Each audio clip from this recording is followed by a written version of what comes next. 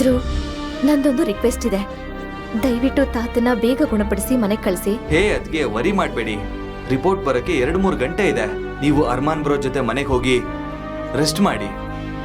ಇದನ್ನು ಕೇಳಿ ಅವಳಿಗೆ ತುಂಬಾ ಭಯ ಆಯಿತು.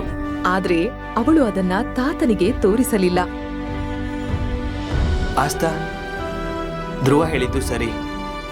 ನಿನಗೆ ಹುಷಾರಿಲ್ಲ ಅಂದ್ರೆ ತಾತನ್ನ ಯಾರು ನೋಡ್ಕೋತಾರೆ? ಬಾ ಮನೆಗೆ ಹೋಗೋಣ.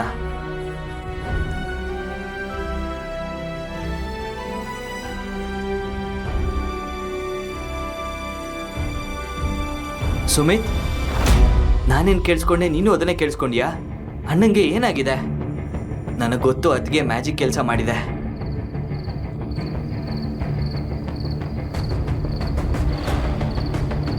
ಡಿಯರ್ ಗಾಡ್, ಇಂದು ನನ್ನನ್ನ ಈ ರಾಕ್ಷಸನಿಂದ ಕಾಪಾಡು. ನಾನ್ ನಿನಗೆ 101 ತೆಂಗಿನಕಾಯಿ ಹೊಡಿತೀನಿ. ಪ್ಲೀಸ್ ಇವತ್ತು ನನ್ನ ಉಳಿಸು.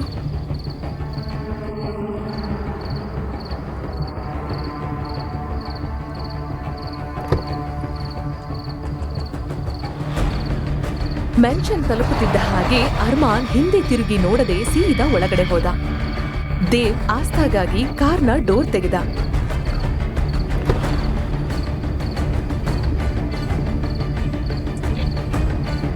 ದೇವ್ ಬ್ರೋ, ಉಳಿದವ್ರು ಯಾವಾಗ ಬರ್ತಾರೆ ಅಂತ ಏನಾದ್ರೂ ಹೇಳಿದ್ರಾ? ಚಿಂತಿಸ್ಬೇಡಿ, ಅವರು 3 ಗಂಟೆಗಳಲ್ಲಿ ಬರ್ತಾರೆ. ನಿಮಗೇನೇ ಬೇಕಾದ್ರೂ ನಾನು ಇಲ್ಲೇ ಇದ್ದೀನಿ, ನನ್ನ ಕೇಳಿ. ಆಸ್ಥಾ ಅರ್ಮಾನ್ ಜೊತೆ ಒಬ್ಳೇ ಇರ್ಬೇಕೆಂಬ ಭಯದಿಂದ ನಡುಗ್ತಾ ಇದ್ಲು ಅನ್ನೋದನ್ನ ದೇವ್ ಅರ್ಥ ಮಾಡಿಕೊಂಡಿದ್ದ. ಅವಳು ಒಳಗಡೆ ಕಾಲಿಟ್ಟ ತಕ್ಷಣ ಒಬ್ಬ ಸರ್ವೆಂಟ್ ಅವಳ ಬಳಿಗೆ ಬಂದ. ಮ್ಯಾಮ್, ಸರ್ ನಿಮ್ಮನ್ನ ಅವ್ರ ರೂಮಿಗೆ ಕರೀತಾ ಇದ್ದಾರೆ. ಇದನ್ನು ಕೇಳಿ ಆಸ್ಥಾಳ ಗಂಟಲು ಒಣಗಿತ್ತು. ಅವಳು ಮತ್ತೆ ಅದೇ ರೂಮ್ಗೆ ಹೋಗಬೇಕಾಗಿತ್ತು. ಯಾವ ರೂಮ್ನಲ್ಲಿ ಅವಳಿಗೆ ಗುಂಡನ್ನು ಹಾರಿಸಲಾಗಿತ್ತೋ ಅದೇ ರೂಮ್. ಅವಳಿಗೆ ತುಂಬಾ ಭಯವಾಗಿತ್ತು. ಆದರೂ ಧೈರ್ಯ ಮಾಡಿ ಅವಳು ಡೋರನ್ನ ನಾಕ್ ಮಾಡಿದ್ಲು. ಅವಳು ಒಳಗಡೆ ಹೋಗುವುದಕ್ಕೆ ಹೇಗೆ ಹಿಂಜರಿಯುತ್ತಿದ್ದಳೋ ಆ ರೂಮ್ನಿಂದ ಒಂದು ಭಯಾನಕ ಧ್ವನಿ ಬಂತು. ಇಡೀ ರಾತ್ರಿ ಅಲ್ಲೇ ನಿಲ್ಬೇಕು ಅಂತ ಪ್ಲಾನ್ ಮಾಡಿದ್ಯಾ? ನಾನ್ ಬಂದು ಕರ್ಕೊಂಡು ಹೋಗ್ಬೇಕಾ? ಬಾ ಒಳಗೆ. ಆಸ್ಥಾ ಭಯದಿಂದಲೇ ಒಳಗಡೆ ಹೆಜ್ಜೆ ಇಟ್ಟಳು. ರೂಮ್ನ ತುಂಬಾ ಮಂದ ಬೆಳಕಿತ್ತು. ಅರ್ಮಾನ್ ಸೋಫಾದಲ್ಲಿ ಬೇಟೆಗಾರನಂತೆ ಕೋಪದಿಂದ ಕುಳಿತಿದ್ದ. ಇವತ್ತಿಂದ ನಿನ್ನ ಕೆಲಸ ತಾತನ್ನ ನೋಡ್ಕೊಳ್ಳೋದು ಅಷ್ಟೇ. ನಿನ್ನ ಲೆವೆಲ್ ಒಬ್ಬ ಕೇರ್ ಟೇಕರ್ ಮತ್ತೆ ಸರ್ವೆಂಟ್ನದ್ದು ಅಷ್ಟೇ. ಅದಕ್ಕಿಂತ ಹೆಚ್ಚು ಏನೂ ಇಲ್ಲ. ಈ ವಿಷಯ ನಮ್ಮ ತಾತ, ನಮ್ಮ ತಮ್ಮ, ನಮ್ಮ ಸ್ನೇಹಿತರಿಗೆ ಈ ವಿಷಯ ಗೊತ್ತಾಗಬಾರ್ದು. ಅವ್ರಿಗೇನಾದ್ರೂ ವಿಷಯ ಗೊತ್ತಾದ್ರೆ ಊರಿನಲ್ಲಿ ನಿನ್ನ ಅಜ್ಜಿ ಕತೆ ಏನಾಗುತ್ತೆ ಅಂತ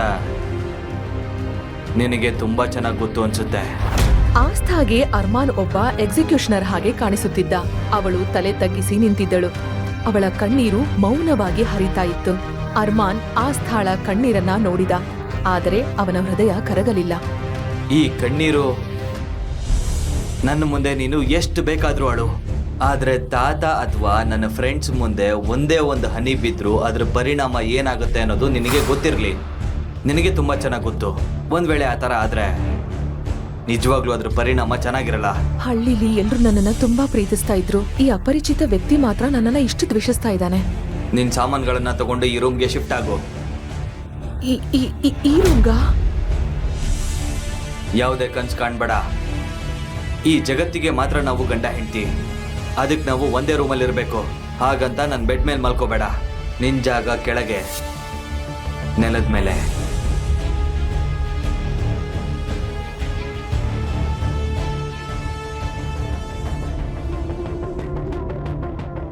ಆಸ್ಥಾ ತಾತ ಕೊಟ್ಟಿದ್ದ ಅದೇ ರೂಮ್ಗೆ ಓಡಿ ಹೋಗಿ ರೂಮ್ ಒಳಗಡೆ ಜೋರಾಗಿ ಅಳತೊಡಗಿದಳು. ಆದ್ರೆ ಆಗಲೇ ಅವಳಿಗೆ ಅರ್ಮಾನ್ ಅಜ್ಜಿ ಬಗ್ಗೆ ಹೇಳಿದ ಮಾತು ನೆನಪಾಯ್ತು. ಊರ್ನಲ್ಲಿ ನಿನ್ನ ಅಜ್ಜಿ ಕತೆ ಏನಾಗತ್ತೆ ಅಂತ ನಿನಗ್ ಚೆನ್ನಾಗ್ ಗೊತ್ತು ಅಲ್ವಾ?